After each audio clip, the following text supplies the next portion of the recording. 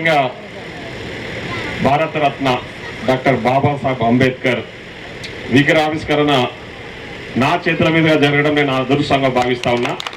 ఎందుకంటే ప్రపంచం గర్వించదగ్గ వ్యక్తి, ఒక భారతదేశానికి సంబంధించిన వ్యక్తి కాదు ఆయన.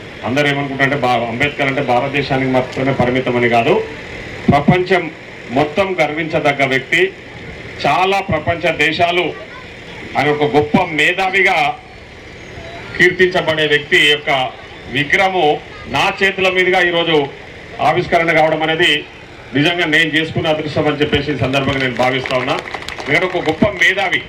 అందరూ ఏమనుకుంటారు అంబేద్కర్ అంటే ఓన్లీ ఒక దళిత వర్గానికి సంబంధించిన వ్యక్తి అని చాలామంది భావిస్తూ ఉంటారు. అది కాదు, ఆయన అందరికీ సంబంధించిన వ్యక్తి, ఒక గొప్ప మేధావి.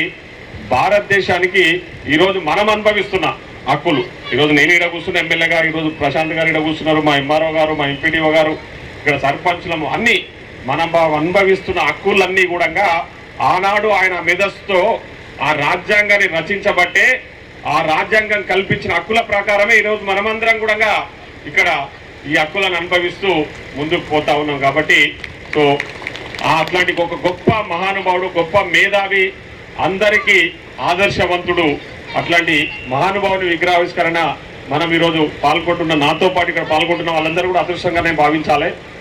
ఇప్పుడే ప్రశాంత్ అనే చెప్తుండే అన్న, గతంలో ఎప్పుడు కొత్తకోట్ల విగ్రహావిష్కరణకు ఇంతకుముందు స్పీకర్గా ఉన్న శ్రీపాదరావు గారు ఆ రోజు ఆయన చేతుల మీద ఆవిష్కరించడం మేమందరం పాల్గొన్నాము. ఈరోజు మీ చేతుల మీద కూడా మీరు ఆవిష్కరిస్తున్నందుకు నిజంగా ఒక మంచి పరిణామం అని చెప్పేసి చెప్తా ఉండే. నిజంగా నేను ఎందుకంటే చాలామంది రాజకీయ నాయకులు ఉంటారు, రాజకీయాలు చేస్తూ ఉంటారు, కానీ ఆయన రాజకీయాలకు అతీతుడు. ఈరోజు ఇక్కడ మహిళలు చాలామంది ఉన్నారు. మహిళల కోసం ఆనాడు ఎప్పుడు 1950లోనే మహిళలకు సమాన హక్కు కల్పించాలి, మహిళలకు ఓటు హక్కు కల్పించాలి, మహిళలకు అన్ని రకాల అవకాశాలు కల్పించాలని చెప్పేసి ఆనాడే ఆలోచన చేసిన గొప్ప మహానుభావుడు, ఈరోజు అస్పృశ్యత నివారణకు పాటుపడిన వ్యక్తి డాక్టర్ బాబాసాహెబ్ అంబేద్కర్ అనడంలో ఎలాంటి అతిశయోక్తి లేదు. సో కాబట్టి అట్లాంటి ఆ మహానుభావుని యొక్క ఆశయాలను మనమందరం కూడా కొనసాగించాలి. ఇప్పుడే పెద్దలు ఎంకే కుర్మన్న గారు చాలా విషయాలు ఆయన మేధస్సు ఆయన అంటే పంచుకోవడం జరిగింది మనతోన. సో అందరూ కూడా మనమందరం ఆలోచించాల్సిన విషయము, అంబేద్కర్ అంటే ఓన్లీ ఒక దళిత వర్గానికి సంబంధించిన వ్యక్తి కాదు, అందరికి సంబంధించిన వ్యక్తి. ఆయన చెప్పిన ముఖ్యమైన అంశం, ఆయన ఎన్నో కష్టాలు పడ్డాడు.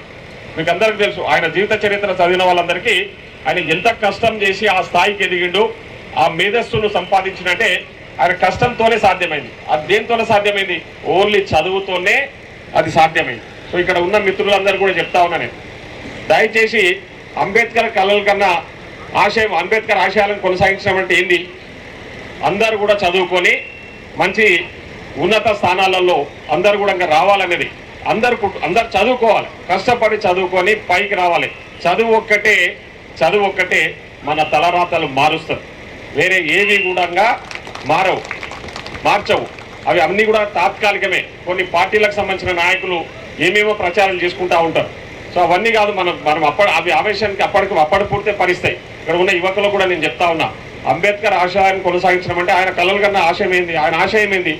అందరూ చదువుకోవాలి, అందరూ కూడా చదువుకొని మంచిగా వాళ్ళ కాళ్ళ మీద వాళ్ళ నిలబడి వాళ్ళ కుటుంబాన్ని వాళ్ళు పోషించుకోవాలి, ఆ ప్రాంతానికి ఒక మంచి పేరు తీసుకురావాలనే ఆలోచన చేసిన వ్యక్తి అంబేద్కర్ గారు. ఆనాడు ఏ పరిస్థితులలో ఆయన ఏ వసతులు లేకపోయినా మనం చదువుకున్నాం ఆయన జీవిత చరిత్ర.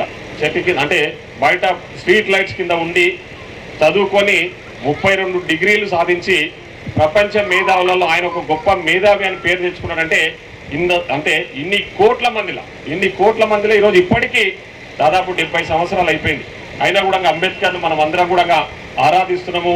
ఆయన బాటలో నడవాలని ముందుకు ఆలోచిస్తున్నామంటే దానికి కారణం ఆనాడు ఆయన ఆ విధంగా ఆ మేధస్సును సంపాదించి ఆ మేధస్సు మనందరికీ పంచింది కాబట్టే ఈరోజు అంబేద్కర్ గురించి ఇంత గొప్పగా మనమందరం కూడా మాట్లాడుకుంటా ఉన్నాం. సో అట్లాంటి వ్యక్తి గురించి తప్పకుండా ఫరెవర్ అంటే భవిష్యత్తులో కూడా మనమందరము ఆయన ఆశయాలను కొనసాగించే విధంగా, ఆయన చూపిన బాటలో నడిచే విధంగా మనమందరము ఉండాలని చెప్పేసి నేను ఈ సందర్భంగా ఇక్కడ ఉన్న మిత్రులందరూ కూడా కోరుతా ఉన్నా. ఈరోజు భారత రాజ్యాంగం గురించి కొందరు చాలా తప్పుడు ప్రచారాలు చేస్తూ వాళ్ళ రాజకీయ పబ్బం కోసము రాజ్యాంగాన్ని డాక్టర్ బాబాసాహెబ్ రాసిన రాజ్యాంగాన్ని కూడా అపహాస్యం చేసే విధంగా ఈరోజు వివరిస్తున్న తీరును మీరు అందరూ కూడా గమనిస్తున్నారు. ఇప్పుడే మా ప్రశాంతన మాట్లాడిన మన జరిగిన తమిళనాడు. ఈరోజు భారత రాజ్యాంగం మీద గౌరవం ఉంది కాబట్టి ఈరోజు అక్కడ ఒక దళిత బిడ్డకు అవకాశం వస్తే ముందు వరుసలో నిలబడ్డ వ్యక్తి రాహుల్ గాంధీ గారు. ఈరోజు రాహుల్ గాంధీ గారు ముందు వరుసలో నిలబడి ఈరోజు విజయ్ అనే వ్యక్తిని ముఖ్యమంత్రి చేయడంలో నాకున్న తక్కువ సీట్లైనా సరే నేను మీకు అందిస్తా, మీకు సపోర్ట్ చేస్తా అని చెప్పేసి రాహుల్ గాంధీ గారు ముందుకు వచ్చి ఈరోజు అక్కడ విజయ్ అనే వ్యక్తి ముఖ్యమంత్రి కావడానికి మనం సాయం చేశామంటే అది ఒక మనకున్న రాజ్యాంగం పట్ల మనకున్న గౌరవం అని చెప్పేసి ఈ సందర్భంగా గుర్తు చేస్తూ మరొకసారి ఈ కార్యక్రమంలో ముఖ్యంగా ఈ విగ్రహ ఆవిష్కరణకు సంబంధించి ఆ విగ్రహ దాత మా వెంకటనారాయణ నేను ఈ సందర్భంగా ప్రత్యేకంగా అభినందిస్తా ఉన్నా. స్థలదాత ఆయన వెంకటనారాయణ. ఎందుకంటే ఈ పొద్దు రేపు గజం స్థలం కొనాలన్నా నాకు తెలిసి చాలా రేటే ఉంటుంది. స్థలం ఇచ్చినందుకు వెంకటనారాయణను నేను అభినందిస్తూ ఆ విగ్రహానికి సహకరించిన వాళ్ళందరినీ కూడా ఈ సందర్భంగా అభినందిస్తూ ఇవి ఇంత మంచి కార్యక్రమాన్ని ఏర్పాటు చేసిన మా గోపాలు వాళ్ళ మిత్ర బృందం అందరికీ ఈ అంటే ఆ నిర్వాహకులందరికీ కూడా మా యువకులు చాలా మంది నా దగ్గర కూడా మనం రావడం జరిగింది.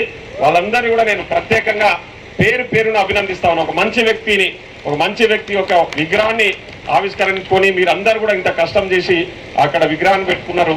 ఆ విగ్రహం అక్కడ ఉంది అంటే ఆయన చూసి మనం ఆయన బాటలో నడవాలి, ఆయన చూపిన దారి, ఆయన ఆశయాలను కొనసాగించే విధంగా మనం ఉండాలని చెప్పేసి కోరుకుంటూ మరొకసారి నాకు ఈ అవకాశం ఇచ్చినందుకు ఇక్కడ ఉన్న నిర్వాహకులందరికీ మా గ్రామ సర్పంచ్ రాములు గారికి అందరికీ కూడా ఒక గొప్ప మహానుభావుని విగ్రహావిష్కరణ నా చేతుల మీద జరగడం ఈ సందర్భంగా అదృష్టంగా భావిస్తూ అందరికీ కూడా మరొకసారి ధన్యవాదాలు తెలియజేసుకుంటూ సెలవు తీసుకుంటాను.